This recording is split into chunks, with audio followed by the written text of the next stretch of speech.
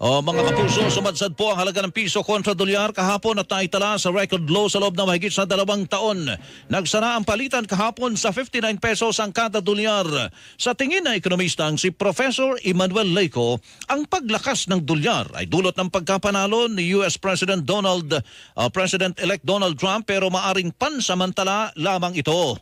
Hindi yung katulad nung dati, tumaas ang interest rate ng Amerika, di tataas din ang exchange rate. Bumaba ang exchange rate, bababa rin. Pero ito hindi eh. So, it is harder to understand, no, other than si Trump ito, yung euphoria ng mga American businessman. Dahil sa pagbagsak ng halaga ng piso, posibleng mauwi ito na pagsipa sa presyo ng mga bilihin. Ipinaliwanag ni Leyco, US dollars kasi ang ipinambabayad ng mga importer sa mga inaangkat na produkto, kaya kapag mataas ang dolyar,